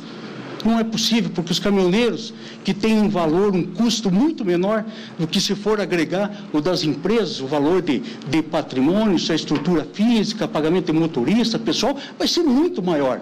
Isso sim vai ser um prejuízo para o país. Não a condição que os caminhoneiros vêm há muito tempo suportando. Desculpe, eu estou aqui tentando cumprir aí o regramento do tempo. E vamos falar de uma outra nuvem negra que estão colocando no mercado de forma paga, utilizando os meios de imprensa para assustar a população brasileira, nossas autoridades, com o tal chamado frete do retorno. Realmente, os caminhoneiros, ministro, estão trabalhando há muito tempo só com frete de retorno. Frete mesmo remunerado, eles não trabalham, eles não ganham há muito tempo. Hoje é ofertado para os caminhoneiros, tanto para ir como para voltar, o chamado frete de retorno, que é o mínimo, abaixo do preço do custo. Agora, não existe essa condição. O caminhoneiro, ministro, ele trabalha, cada contrato, cada carga que ele carrega é um contrato. Ele se encerra na hora que ele entregou a carga no seu destino, ele encerra. O caminhoneiro tem que ir atrás de um novo serviço, de um novo contrato de serviço de transporte. Não existe né, na história do Brasil que o caminhoneiro vá com frete garantindo o seu retorno. Isso não existe, principalmente promovido pelo agronegócio e a agricultura, que não tem essa condição de pagar o frete de retorno, remunerar para o caminhoneiro para garantir o seu retorno para carregar novamente.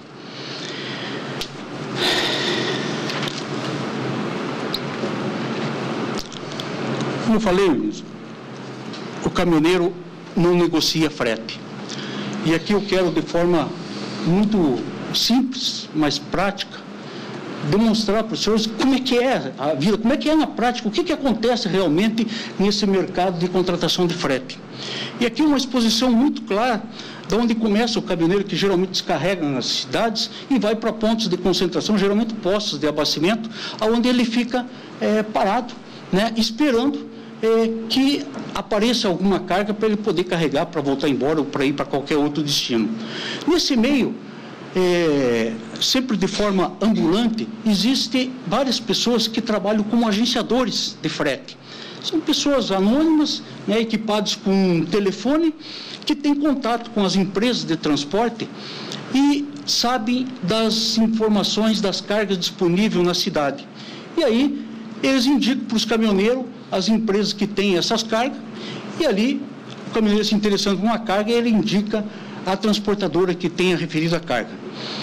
Nessa conversa, o caminhoneiro deixa de 100 a 500 reais para o agenciador por essa simples informação, né? E aí ele vai até a transportadora. Chegando na transportadora, ele vai fazer um cadastro inicial ali, prestando a sua capacidade de idoneidade, né, por causa do mercado, principalmente segurador, os documentos do caminhão, do pessoal, e recebe uma ordem de carregamento para ele ir para a indústria, carregar o seu caminhão. Então, a transportadora, ela está ali só na condição de fazer a parte administrativa e burocrática da operação. Ela não faz nada. O emprego da mão de obra, do risco, do equipamento, risco de vida que o caminhoneiro, dia e noite em todas, né, a sua operação, ou seja, por questão de roubo ou por questão de acidente nas estradas, a operação, o trabalho dele é risco constante de vida. E ele vai até a indústria. Chegando lá, na indústria, nisso, ele geralmente vai enfrentar uma fila muito grande, porque as indústrias contrataram várias transportadoras para fazer, e vai vários caminhões para lá. Então, para fora da empresa está uma fila muito grande, o caminhoneiro leva em média nisso. Para fazer uma operação dessa, 12 horas destinado para poder carregar o seu caminhão, simplesmente carregar o seu caminhão. E aí ele recebe a nota fiscal e vai retornando à transportadora para fazer a documentação fiscal de viagem, né? O documento de seguro e toda a documentação para ele executar a viagem. Então, isso. Aí fica demonstrado claramente, o caminhoneiro não tem acesso aos contratantes de serviço de transporte, conforme está explícito aí no painel. O contato dele é com as transportadoras, que é uma intermediária, né? E eu quero que, de forma exemplificar melhor isso, e eu faço questão de registrar que os caminhoneiros autônomos representam 50% do transporte rodoviário de carga do país e possuem uma frota estimada em 1 milhão de veículos. Fazendo o caminho inverso, e eu quero aqui, me desculpe, estou recebendo aqui um comunicado de tempo de 2 minutos. Me foi, com a sua assessoria, condicionado uma oportunidade de 20 minutos em função que a outra representação nossa não vai expor.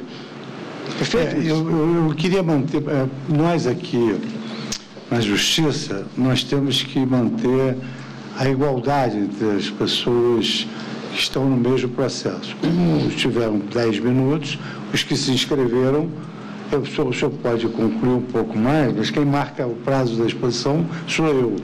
Então, talvez a assessoria tenha ido além daquilo que eu terminei. Mas eu depois vou ouvir um outro representante da sua classe. Então, o senhor pode concluir com vagar, o senhor termina. Por favor, ministro. eu agradeço, até porque não tenho a expertise... Eu só queria esclarecer também que essa audiência pública, ela foi antecedida de 2 audiências anteriores, que os ouvi horas no meu gabinete. Então, por essa razão, que a audiência de hoje é uma audiência técnica, para esclarecer dados técnicos. Perfeito. Não, para não parecer que nós estamos aqui ouvindo rapidamente, não. De forma nenhuma. Nós sentamos horas e horas a fio anteriormente. Por isso Na verdade, nós só temos que agradecer a oportunidade do senhor trazer para essa audiência pública. Pode concluir com vagar. A questão tão importante, não só dessa categoria, mas para o país. Eu vou aqui até cortar, eu ia fazer o caminho inverso dessa apresentação, né? Mas então está explícito aí, senhores ministros, que o caminhoneiro não goza desse direito de livre mercado. Qual o cenário do país após a aprovação do piso mínimo de frete? Isso eu acho que é importante e que está em discussão. Ao contrário, ministro, do que foi apresentado aqui, nós fomos atrás de fontes oficiais, né, para apresentar, porque nós não temos essa estrutura para apresentar. E comprovamos que os preços, né, caíram após o movimento de 21 de maio. Essa coleta de dados foi feita agora no mês de julho. E o primeiro levantamento, né, que é da Conab, os hortifrutis mais comercializados nas ceasas do Brasil registram queda generalizada em julho.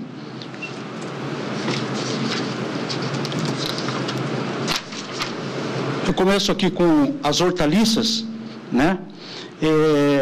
Dizendo das principais consumidas pelos brasileiros e comercializadas nos ceasas, no caso do alface, o tomate, a batata, a cebola e a cenoura, né? Nos mercados de ceasas de São Paulo, Belo Horizonte, Rio de Janeiro, Vitória, Goiânia, Recife e Fortaleza. Fonte da Conab. Das 5 hortaliças pesquisadas, nós chegamos ao caso da cebola, no ceasa de 54% a menos em julho, ministro. 54%. Nas frutas, a banana, a laranja, a maçã, mamão e melancia, nos mesmos ceasa, né, nós tivemos uma queda de 47% no ceasa do Rio de Janeiro. E isso não foi muito diferente nos outros ceasas do país. Quero registrar de uma outra forma aqui, ministro, que é uma ilusão paga, né, que estão vendendo aí, que houve um prejuízo para o país na movimentação de carga. Então, de forma mais densa, nós pegamos o produto soja, que é o item que ocupa 50% de toda a área agricultável do país, é o produto soja. E nós fomos buscar essa informação no Porto de Paranaguá, né, na APA. E ela demonstrou que entre 2017 e 2018, houve um aumento de 21% da exportação de soja, ministro. Né? Um excedente aí de 300 mil toneladas de um ano para o outro. Da mesma forma, fomos uma referência maior do Porto de Santos, que é o maior porto do Brasil. Também entre 2017, houve um aumento de 26%. Houve um aumento de 600 mil toneladas a mais de soja, ministro, exportada pelo Porto de Santos. A outra fonte que dá uma referência extremamente relevante é a movimentação de caminhões nas rodovias. Isso traduz os demais produtos, né, comercializados e industrializados e consumidos no país. Foi através da Associação Brasileira de Concessionárias de Rodovias, a ABCR, aponta crescimento no fluxo de veículos pesados entre julho de 2017 a julho de 2018. E eu quero aqui pedir perdão a todos, porque eu não estou conseguindo fazer a transparência aqui da forma com que estou falando. Eu vou tentar aqui agora. Vai juntar isso no processo. Ok. Né? O senhor vai juntar isso no processo? Isso no processo, mas então aqui só para encerrar, houve um aumento de 2,4% e, segundo a BCR, o levantamento se correlaciona com os indicadores econômicos relevantes do PIB, a produção na indústria, a venda no comércio varejista e os salários, entre outros. Com base nas análises levantadas, senhor ministro, a CNTA conclui que o mercado no período pós-piso mínimo de frete apresentou boa oferta de produto, constância nos abastecimentos e não registrou escassez em nenhum item básico. Pelo contrário, a medida trará reflexos positivos para a economia. Muito obrigado.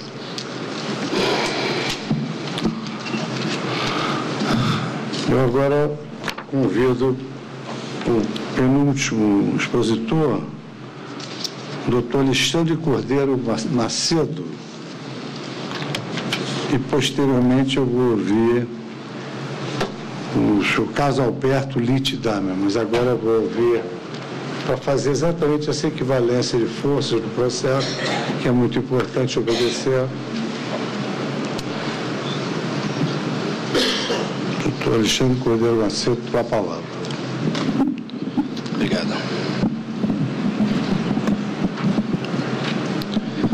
Obrigado.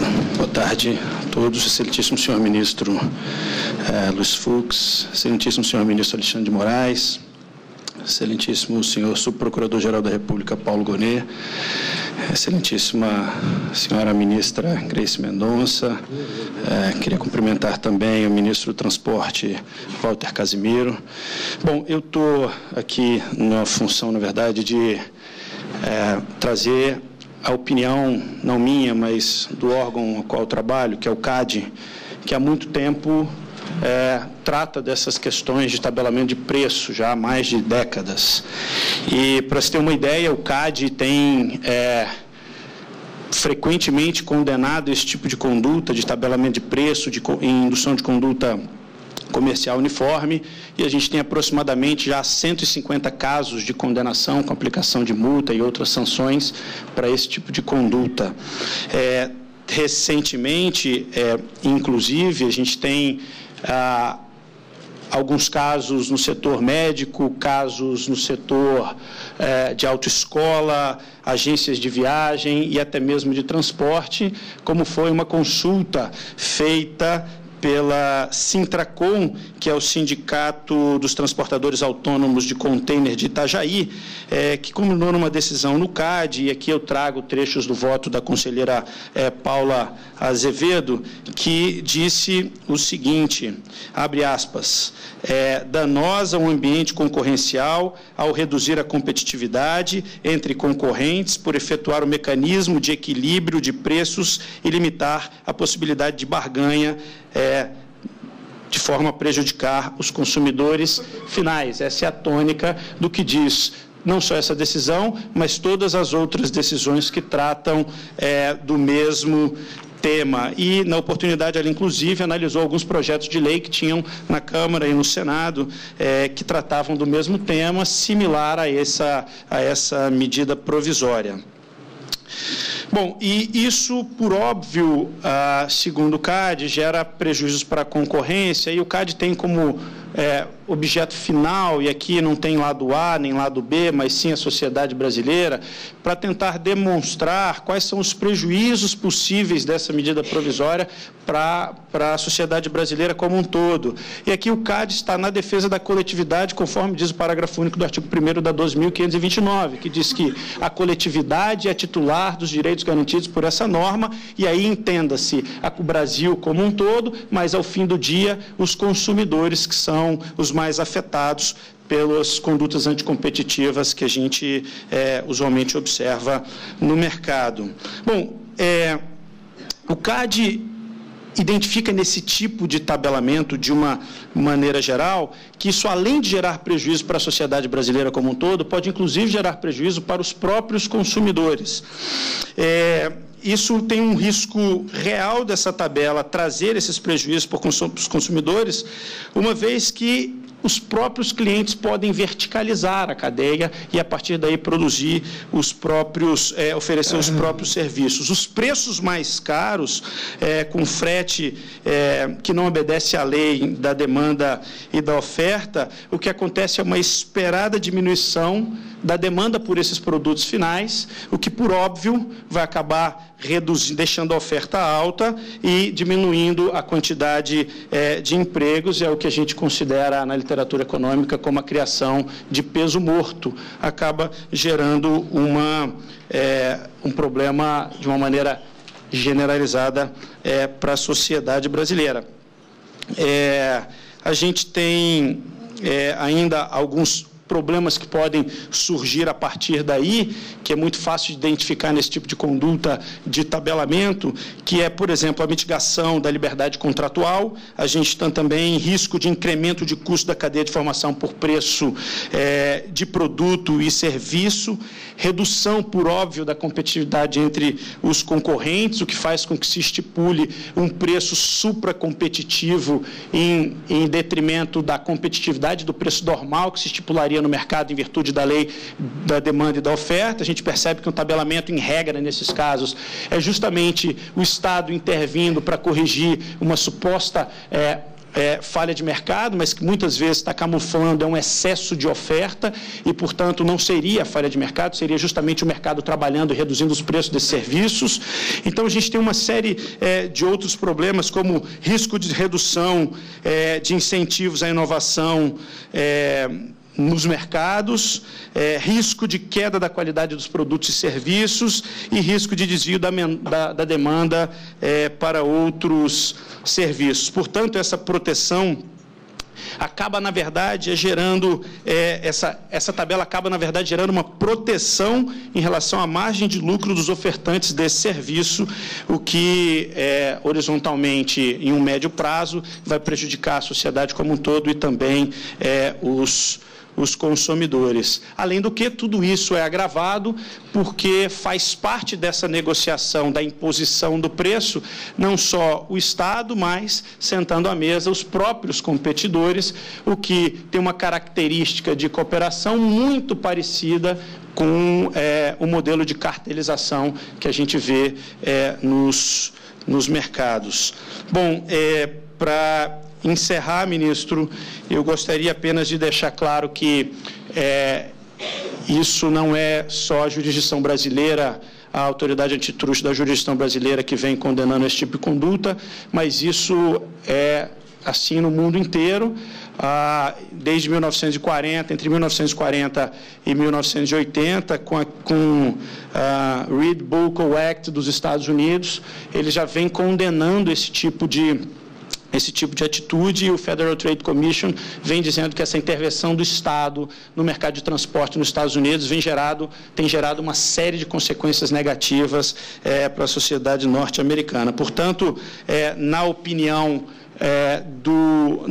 do CAD, o tabelamento de preço mínimo acaba gerando, ao final, um resultado semelhante a de uma cartelização, ou seja, uma uniformização de preços entre os agentes que deveriam concorrer no mercado por meio da oferta de melhores serviços. Por fim, apenas para finalizar, existe uma discussão importante sobre a competência do CAD de fiscalizar a concorrência e a competência regulatória de excepcionar a competição daquele setor. É o que a gente chama da interação das agências regulatórias setoriais e as autoridades da concorrência. O CAD entende muito bem o papel dele, evidentemente que nós não vamos entrar no que se refere à competência da ANTT, a gente respeita a decisão do Estado brasileiro e, no entanto, é importante declarar que no papel de advocacy do CAD, papel de advocacy da concorrência, o CAD entende que a tabela é prejudicial, de maneira que se venha uma regulação nesse sentido, a imunidade antitruste aí,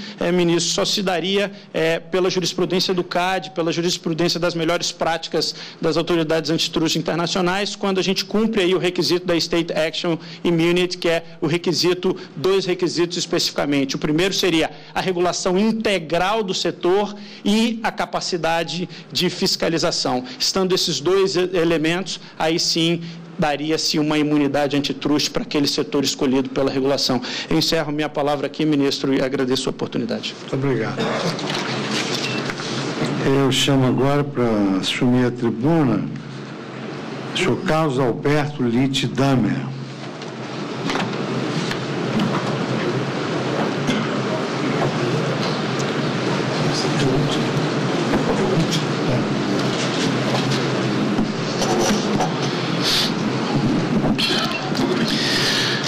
Boa tarde a todos e a todas presentes nessa corte.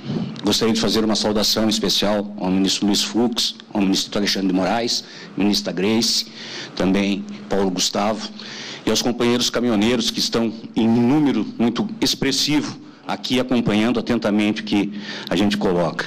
Eu sou Carlos Alberto Littdamer, sou presidente do Sindicato dos Transportadores Autônomos de Cargas de Ijuí, no Rio Grande do Sul, e vice-presidente da CGTB, Central Geral dos Trabalhadores do Brasil. Ministro, eu vou direto ao tema para tentar, através de exemplos práticos da dura vida real que os caminhoneiros desses países enfrentam no seu dia a dia, demonstrar que os argumentos usados pela Confederação Nacional da Indústria, pela ATR no processo e pela Confederação Nacional da Agricultura, ora eles são falaciosos, ora são demagógicos e até mentirosos, dependendo de cada caso. Mas inicio com uma verdade, a verdade dita pela CNI, no que tange ao frete praticado de sal no Nordeste, que vem para o Sul e para o Centro-Oeste. É verdade o que diz a Confederação, quando alega que os fretes foram significativamente melhorados. Mas o que precisa ser dito também é que a exploração que antes havia tornava quase impossível que a categoria continuasse a realizar esse trabalho, pois muitas vezes o frete ali explorado dava minimamente para que o valor do óleo diesel, no chamado frete retorno, fosse contemplado. Trabalhar pelo óleo diesel, ministro, não é cabível. Ninguém nesse país pode trabalhar somente para comer o pão. Outras necessidades básicas precisam ser remuneradas pelo esforço do nosso trabalho. Agora trago do Sul o exemplo descabido e que reponta as mentiras que se divulgam nas mídias pagas e patrocinadas por esses que nos exploram. Vem da indústria dos laticínios. A Lactalis, empresa francesa, proprietária de grandes marcas, tais como Itambé, Sorrento, Parmalat, Velmonte, LG e Batavo, e que influencia fortemente o mercado lácteo do Brasil, pois a Lactalis, na região noroeste, meu caro companheiro, que você falava do leite, no Rio Grande do Sul, ela recebe diariamente 2 milhões de litros de leite. E ela aponta, e está aí os comentários, de que houve um aumento significativo no valor do preço ao consumidor, entre 75 centavos e R$ 1,20 para o consumidor. Porém, e pasmem, senhores, que para o produtor rural que põe o leite diariamente para a Lactalis, não aumentou nenhum centavo. E os transportadores que fazem o frete e a distribuição pelo país nos procuram no sindicato para que entremos com uma ação fazendo com que a Lei 13.103 seja cumprida. Então, quem na verdade produz essa aludida inflação? Nós, caminhoneiros, ou a indústria que usa essa artimanha e de forma oportunista aumenta seus lucros? Para além dessa ação que o nosso sindicato efetuará na Justiça, não deveria também ter uma ação do CAD? Essa exploração vai continuar? Não está aí também uma função do Estado em proteger a população contra esses aumentos inoportunos e abusivos? Quero também registrar aqui, senhor ministro, que estou encaminhando todas essas denúncias que chegaram ao nosso sindicato, em documento anexo aqui, e já está também em arquivo enviado para esse tribunal, a relação de todas as empresas, seja de transporte, seja da indústria ou da agricultura, que não estão cumprindo com a Lei 13.703 do piso mínimo de frete. Também na área em que atua a Associação dos Transportadores, temos bons e maus exemplos. Trago um exemplo positivo, vindo da agricultura, onde uma empresa beneficiadora de cereal praticava na data de 11 de abril, portanto antes da greve, o seguinte frete. Saía da cidade de Ajuricaba, no Rio Grande do Sul, para Miraí, Minas. Peso da carga de 14.400 quilos. O valor do frete, 3.000. O valor da mercadoria, do produto em si, 30.960. Com a resolução 5820, o piso mínimo de frete, a seguinte condição, com o mesmo transportador, mesmo caminhão, destino inicial e final, igual. Ajuricaba, Miraí, peso 4.400, valor do frete, 5.233,84 centavos. E o valor do produto no mercado, as notas estão aqui, 30.960. Não aumentou R$1, apenas se ajustou uma situação que tinha. No entanto, não é isso que acontece com a maioria das transportadoras, que mesmo recebendo valor muito acima do piso de frete, não repassa esse valor ao caminhoneiro. Veja esse exemplo do frete da Conab, Companhia Nacional de Abastecimento, portanto, recurso público, que pagou à empresa transportadora G10 pelo serviço a importância de R$ 850,47 por tonelada. E no caminhão que carregou, então, esse frete daria R$ 31.518,30. A G10 contratou o transportador autônomo para efetuar o transporte pelo valor de R$ 445,13 por tonelada, ou no caso do caminhão, R$ 16.492,52. O valor estabelecido pelo piso mínimo, segundo a resolução 5820, para essa operação, que foi de Sorriso, no Mato Grosso, para Sul, no Rio Grande do Norte, o piso mínimo deveria ser R$ 22.926,40. A transportadora G10 descumpriu a lei, pagando abaixo do piso, mesmo tendo obtido o exorbitante lucro de mais de 50% do valor do frete, para tão somente produzir um documento fiscal da legalidade para o transporte. Ela não teve o risco, não teve despesa com pneus, com diesel, com mão de obra, teve sim, como diz a Bíblia, a mansidão dos pombos e a astúcia das serpentes, para explorar e, como vampiro do transporte, sugar até a última gota o caminhoneiro Tom. Trago também aqui da associação que tenta induzir o julgador ao erro, quando nesse processo de ADIM 5956 apresenta como verdadeiro um cálculo de pagamento do frete da cidade de Iguaíra, em São Paulo, para Ribeirão Preto, também em São Paulo, dizendo que pagava antes da entrada do piso mínimo o valor de R$ 984,96 e que agora pagaria o valor de R$ 2.128,98. Ocorre que isso não condiz com a verdade, pois o cálculo correto é R$ 1,27, segundo a resolução da NTT do seu coeficiente, multiplicado pelo número de eixos, que são 7, vezes a quilometragem, 137. Então, isso produziria R$ 1.221,48. Antes era R$ 984,96. Veja a pequena diferença que deu no valor real. Declarado como pagamento antes da edição. Mas ele ainda, de má fé, põe junto nos documentos deste processo aqui, usando a carta frete para pagamento. Quando a NTT, já no ano de 2011, vedou completamente o uso da carta frete e colocou o pagamento eletrônico de frete como única forma de pagamento. Portanto, usa um documento ilegal, abusivo, num processo que é para apreciação da corte, né? Não atendeu também a Lei 10.209 do Vale Pedágio, pois não recolheu para o transportador R$ 65,45, estando, inclusive, podendo ser penalizada, conforme diz a lei, em 2 vezes do valor do frete. Outro e principal entrave para a implantação efetiva do piso mínimo de frete está nas commodities, que, para além dos fatores climáticos naturais que influenciam a produção e seus preços consecutivamente, há outros fatores determinados para o produto. 2 minutos, vamos lá. Que é o caso da soja e dos defensivos e dos insumos que foi colocado aqui. Mas, porém, a moeda balizadora é o dólar. E que, se realizada uma pesquisa aprofundada, nos dará certeza de que os preços praticados por produtor rural estão muito associados à oscilação produzida pelo câmbio, e não como tenta a CNA incutir que os caminhoneiros e o piso mínimo de frete são os vilões do negócio. Pois vejamos. O preço da tonelada de adubo, uma fórmula específica lá chamada 5-20-20, estava sendo praticado antes da nossa greve o valor de R$ 1.200 por tonelada. E a cotação do dólar daquele dia, R$ 3,66. Nessa sexta-feira, dia 24 de agosto, esse mesmo produto custava ao produtor, posto lá na fazenda, na lavoura dele lá, custava a importância de R$ 1.600. E a cotação do dólar, R$ 4,09. Portanto, essa diferença de 43 centavos de dólar é que produziu os 400 no preço final, dos 1.200 para os 1.600 para o produtor, e não como tenta usar a CNA, de que, novamente, os caminhoneiros, o piso mínimo de frete, são os culpados pelos males do país. É preciso que se diga que a CNA usa 2 discursos para o mesmo tema. Defende o piso mínimo para o café, para a laranja, para o trigo, mas nega-se terminantemente de discutir o piso mínimo de frete. Um preço mínimo para o seu produto, sim, e para o nosso piso mínimo, a nega inconstitucionalidade.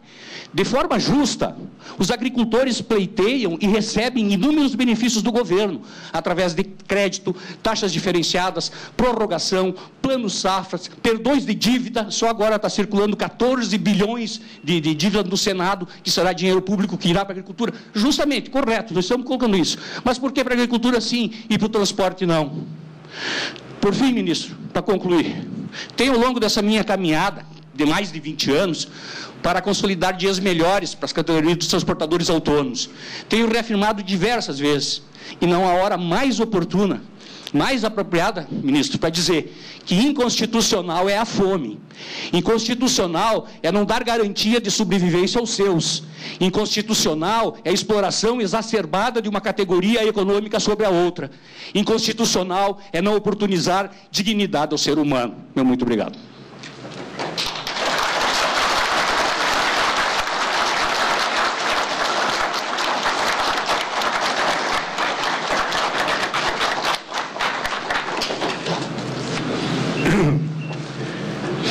Bom, uma última palavra. Eu gostaria de agradecer muitíssimo a vinda de todos aqui, a exposição de todos. Em nome da liberdade de expressão, muito embora não seja comum, eu também não vou repreender as manifestações positivas em prol da fala do nosso último expositor e dizer aos senhores que hoje um dos grandes problemas da justiça, e que ela tem sido até acusada, é de invadir uma série de searas que não é da sua competência. Então, afirma-se que há violação da cláusula de separação de poderes, um ativismo judicial, uma judicialização da política e outros fatos em que se procura emprestar ao judiciário uma iniciativa que ele não deveria tomar. A verdade é que isso é um pseudo-problema. O judiciário só atua quando ele é provocado. E essa é uma das manifestações mais claras, porque esse é um problema macroeconômico que veio ao judiciário através de ações de controle concentrado da compatibilidade do tabelamento com a Constituição Federal. Só que, em volta dessa questão jurídica de valorização do trabalho, livre iniciativa, livre concorrência, dignidade humana, nós temos fatores interdisciplinares em relação aos quais nós não temos o domínio.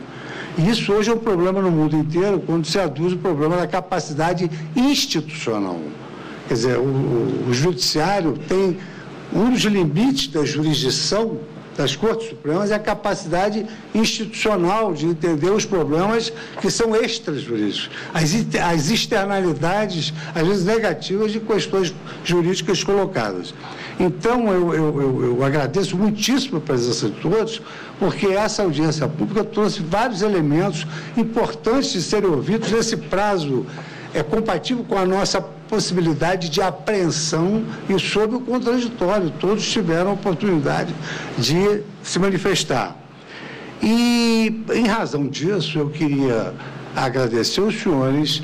Em nome da segurança jurídica, eu vou manter as ações suspensas, porque agora eu tenho mais elementos para decidir a questão.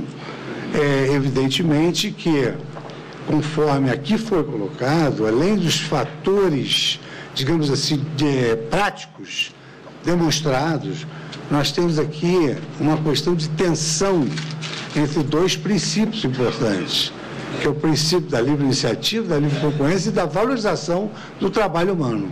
E, paradoxalmente, esses dois valores estão previstos no mesmo inciso constitucional, a valorização do trabalho e a liberdade de iniciativa. Então, eu queria manifestar em nome da Corte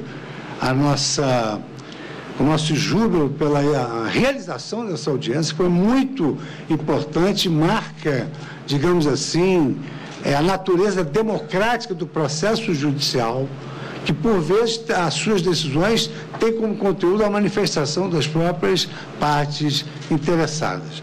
De sorte que eu agradeço a todos, em nome da segurança jurídica. Estão prevalecendo as últimas decisões de suspensão das ações mas, em razão dessa audiência pública, se tornou bem mais factível uma decisão da Corte sobre esse problema. Então, eu queria saber dos senhores membros da mesa se querem se manifestar. Se não desejam manifestar, eu declaro encerrada essa audiência, agradecendo mais uma vez os elementos que foram trazidos. Muito obrigado.